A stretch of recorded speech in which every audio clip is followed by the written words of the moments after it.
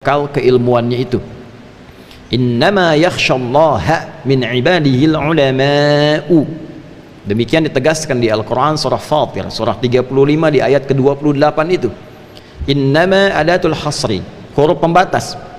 Sungguh orang-orang yang kenal Allah sehingga merasa takut terawasi, karena takut dan terawasi itu menggunakan seluruh bagian tubuhnya untuk mendapatkan keridhaan Allah.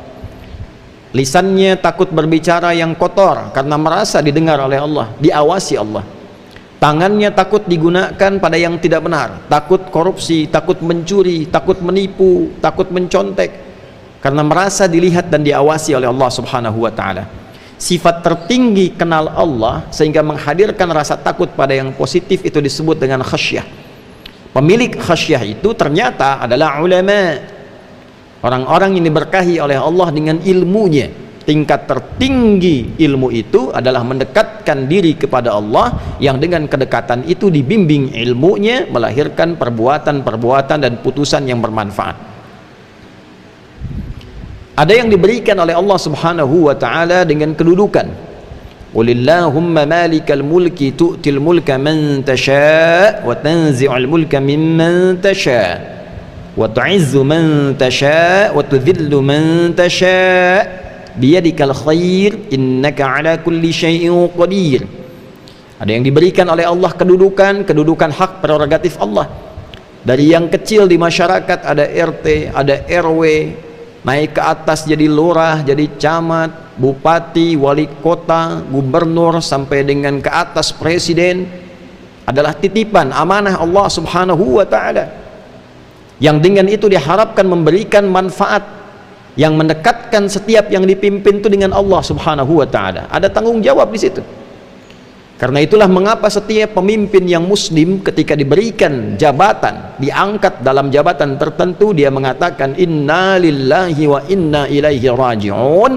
Kalimat itu kepasrahan untuk menyerahkan titipan itu dalam bimbingan Allah, sehingga selama periode ia menjabat dibimbing dari ujung kepala sampai kakinya untuk melahirkan putusan-putusan yang diridhai oleh Allah Subhanahu wa ta'ala. Ada yang diberikan oleh Allah Subhanahu wa ta'ala bekal dari harta benda, supaya dengan itu bisa ibadah kepada Allah. Ditingkatkan hartanya, diberikan kelebihan, bukan ingin mengangkat derajat, sekedar disebut dengan sifat duniawi sebagai orang kaya. Crazy rich, dari kota A, kota B, provinsi A, provinsi B, negara C, negara D. Bukan itu.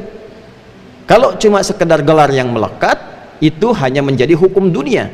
Sementara kita akan pulang ke akhirat, maka butuh persiapan bekal akhirat. Maka status itu tidak akan bernilai di hadapan Allah sepanjang tidak digunakan bekal itu untuk beribadah kepada Allah Subhanahu wa ta'ala. Itulah sebabnya kemudian ada hukum-hukum yang mengatur harta untuk ibadah. Ada zakat di Quran surah 9 ayat ke-60 dengan 8 golongannya. Innamas sadaqatu lil fuqara wal masakin wal 'amilina 'alaiha wal mu'allafati qulubuhum wa fir riqab wal gharimin wa fi sabilillah wa ibnis sabil, dan seterusnya ayat.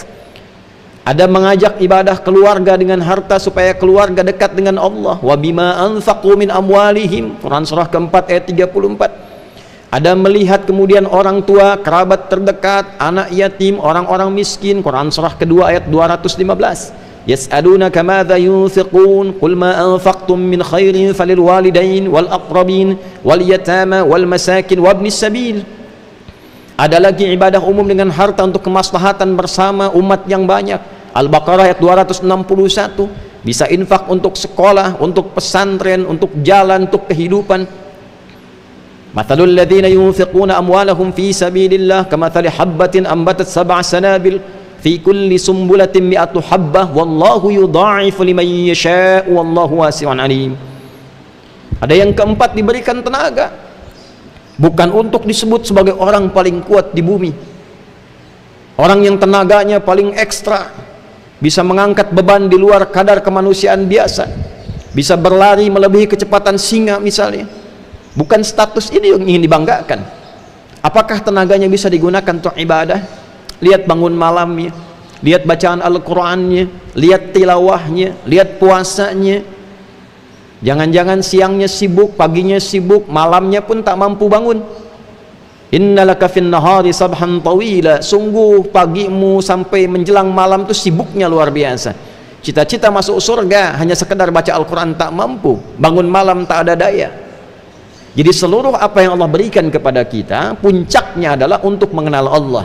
Inna fi khalqis samawati wal ardi wa ikhtilafil laili wan nahari la ayatin li ulil albab alladzina yadhkuruna Allaha qiyaman wa qu'udan wa 'ala junubihim wa yatafakkaruna fi khalqis samawati wal ard Rabbana ma khalaqta hadza batila subhanaka faqina 'adzaban nar.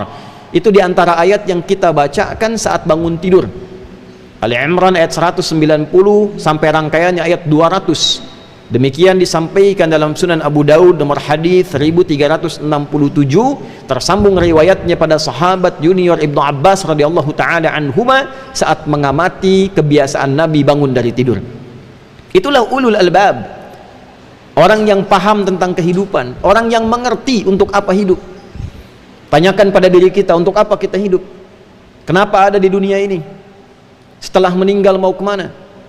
Nah, maka orang-orang yang paham tentang esensi hidup disebut dengan ulul albab. Dia mengerti bagaimana cara hidup dan dia gunakan bekal hidup yang telah dia ketahui untuk beribadah kepada Allah. Tinggal memilih. Tidak usah cemburu kepada yang banyak harta, tidak usah cemburu kepada yang banyak ilmu, tidak usah cemburu kepada yang tinggi jabatan, yang kuat kemudian tenaganya. Cukup kita mau pilih dari 4 itu, pilih yang mana supaya optimal ibadah kepada Allah Subhanahu wa taala. Ikhtiarkan.